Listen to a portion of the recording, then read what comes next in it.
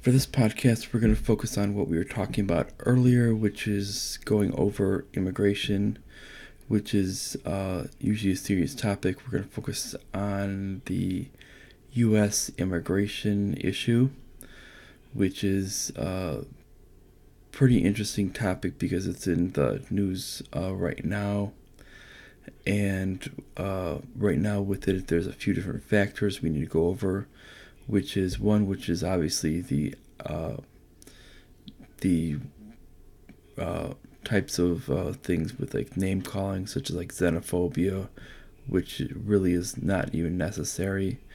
Number two is the actual idea of the security.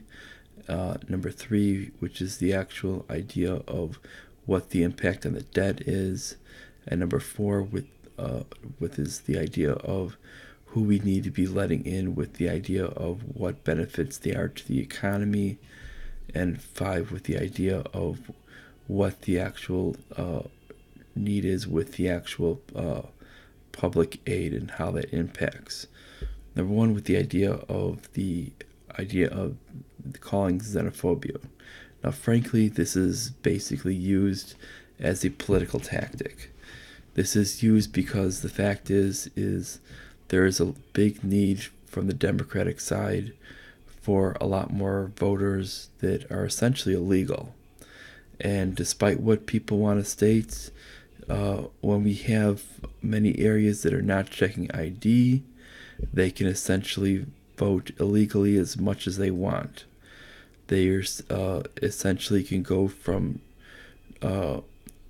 district to district and vote multiple times, and essentially vote on these provisional ballots which are coming in, and use fake names.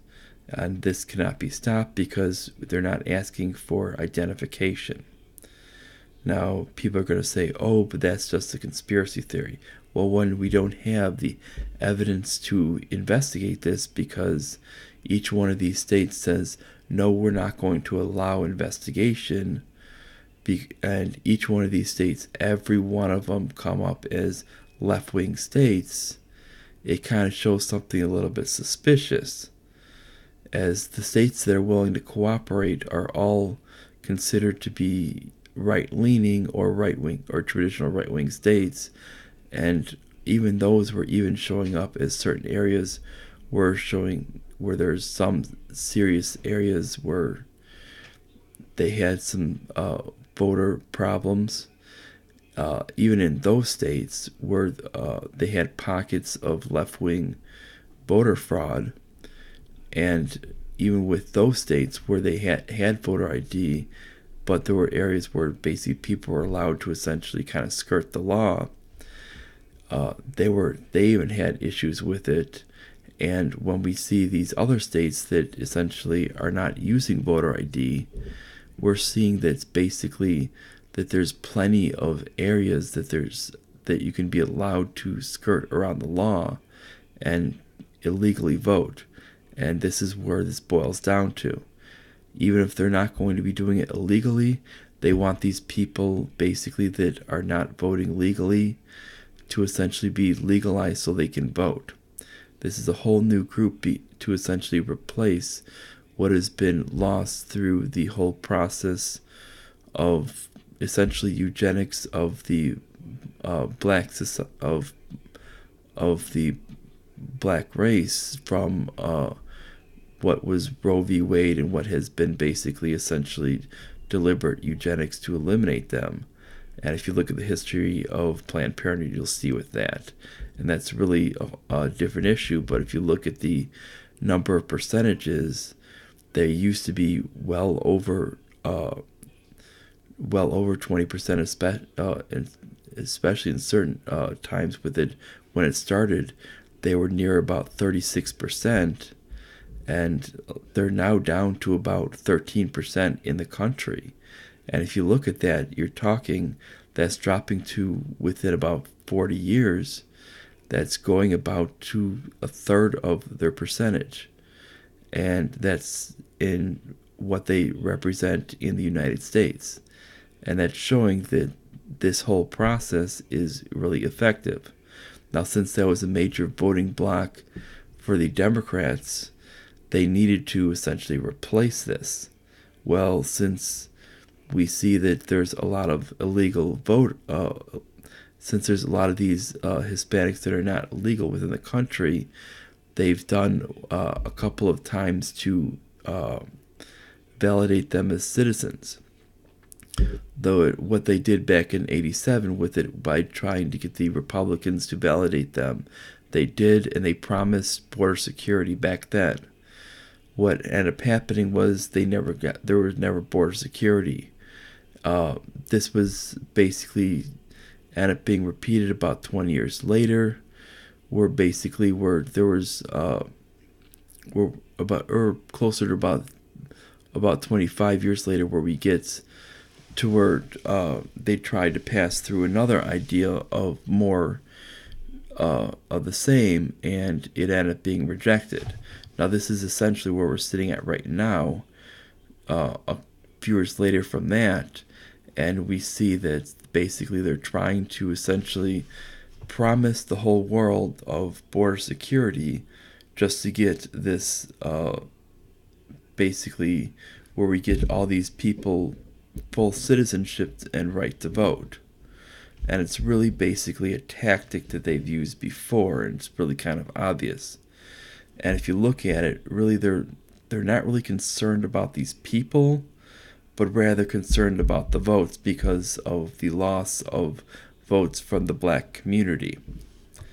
And it's not that they've lost black votes, but rather just the people don't exist anymore because of the abortion lobby.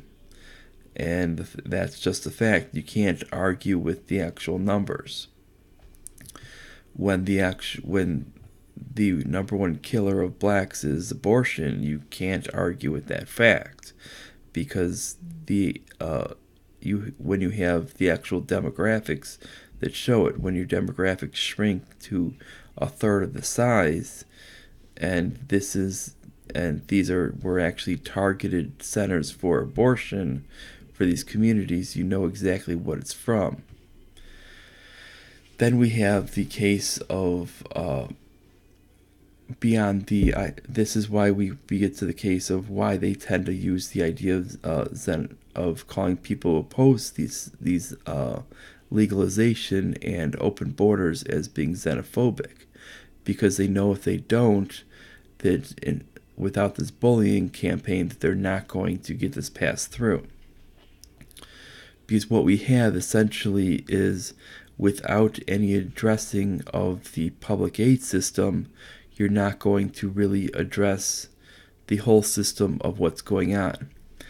Basically, what's happening is stating that basically anybody who comes over is eligible for public aid, despite the legality of it, which essentially they're not supposed to be eligible.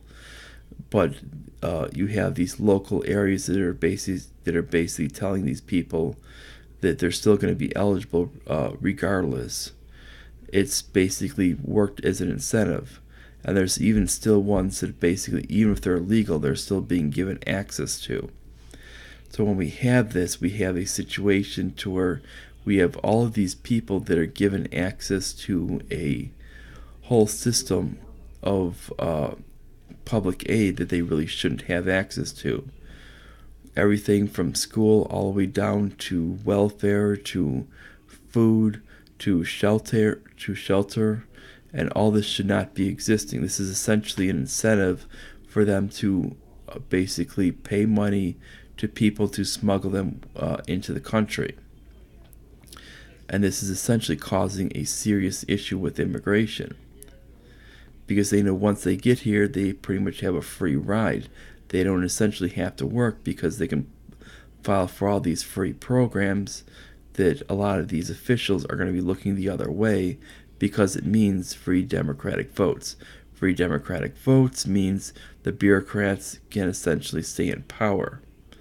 And this is a whole big system that keeps working around, because as long as these both Democrats stay in power, the bureaucratic systems get more money that supply these programs, and they essentially all get raises just for doing their job and looking the other way.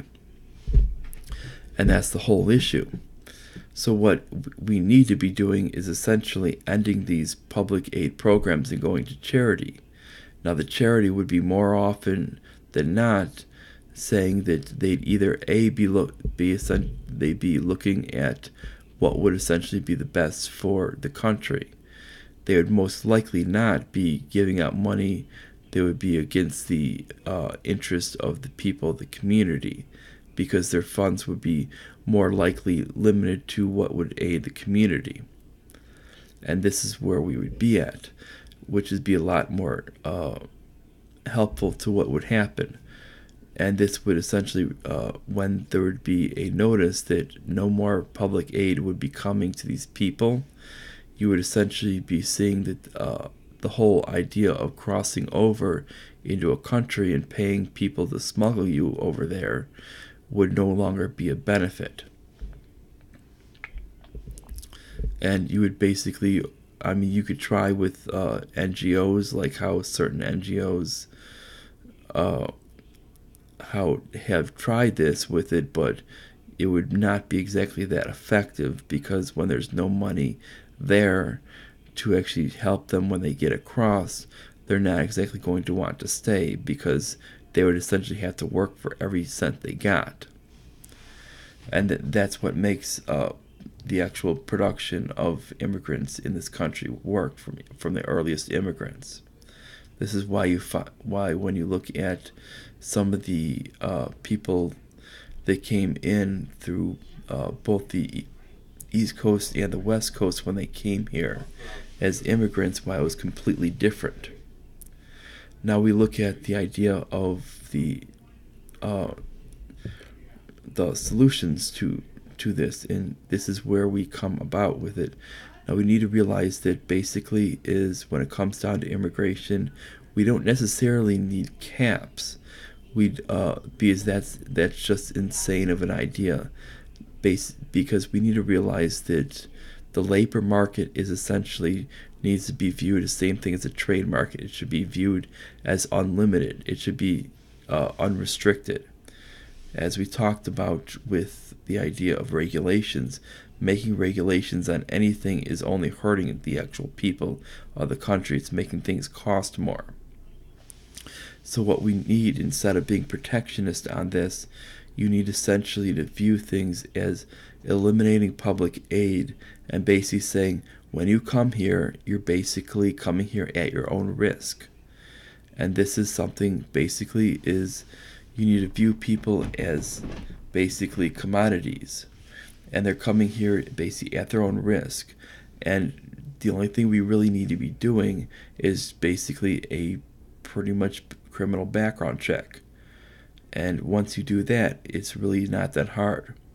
Now we could do certain things to basically try to show the value of certain people coming in by looking at their country that they come from and how much their country's immigrants earn here on average next to their traditional criminal homicide rate or criminal violent or their average violent crime rate that they have in their own home country, and compare those two facts and get an actual type of figure what we can compare, and we can actually get something of a value of what we can come about, and we can use this as an actual figure for who we should be letting in and who we shouldn't, because this could be very easy for something of how we can get people here.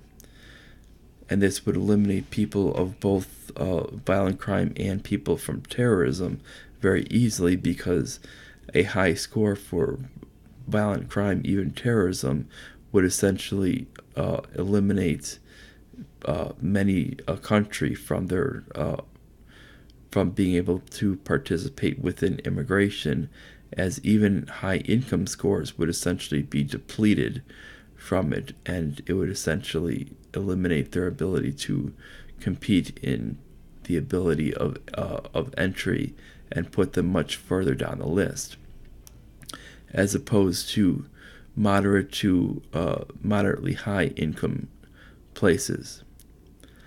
So you would want to have essentially earners that are earning relatively high with relatively low crime rates. This is why places like such as Hong Kong would essentially be very, very high on our list for entering the United States, whereas places like places like Mexico would actually place very, very low. This is why they would be a concern. Now, it doesn't necessarily mean that they wouldn't be able to, but they would probably go through a possible extra screening to essentially make sure they're not linked to anything violent. But if they weren't, then they would basically, if we could do a background check on them, then we could pretty much run them right through and just make sure there's a full screening on them and make sure that they could come right in and make sure that they weren't causing any trouble, and just tell them that basically they could not have any type of link, and they make sure that the people like that are just put on some type of probation period during their time in the United States. Let's say like 6 months or something. Not like a criminal probation period, but like think of it equal to an academic probation period. Like when you're entering school or something, that they had to keep up a certain grade point average, and once they kind of meet a certain timeline, then they kind of free that restriction. And then those who are actually at a much higher income level, such as those from like the Philippines, those from areas like Japan, they're actually at a much better level. And this would solve the issues with it, and we could create a basic border down there, and we wouldn't have the problems. But what needs to happen is we need to eliminate the political measures that we're putting on this. It's not that we don't need protectionist policies, and we don't need the policies being labeled with political nature. There is no need for either. So the unions need to step aside. These people that basically say, oh, this race of people is going to take our jobs, needs to step aside. We need to eliminate those people, and we need to get to serious solutions. The serious solution is you come to the country, you come basically, you're not with no expectations, you're not going to get anything out of our country. You're basically going to come in, and if you cause any problems, out you go, and you go right back to your original country. And then basically you're not going to be allowed back in. This is basically going to be the way it is. It's going to be a very, very harsh setup. And then when it comes down to it, is you're going to have to earn everything you get. It's going to have to be very, very, very, very hard. We're going to have to go to a pure capitalist system. We can't go with this, oh, but they come from a bad country, we need to give them everything. Well, the fact is, that's how these countries become these horrible situations, is when you start handing out everything. When you hand out everything, these countries become these third world nations. And that's how they got there in the first place. So let's try something a little bit different, and let's actually let people earn their own living and have the most bare bones government we could possibly have. That's what Singapore does. That's what Hong Kong does. And that's why they're considered two of the best governments in the world. And I think we can kind of copy what they're doing, and we'll end up being near at the top of what governments need to be doing. We don't need to be taking away people's rights and actually being at the bottom of the barrel when it comes to the way we treat people and to the way immigration works. And I think we can get to the point to where we can actually have a solution for immigration. Now, I hope you'll like the way this video works. If you do, like it, subscribe, and click the bell, and make sure to share it with all your friends on all social media, and make sure to make it public so everybody else sees it. And I'll see you guys later on. Bye.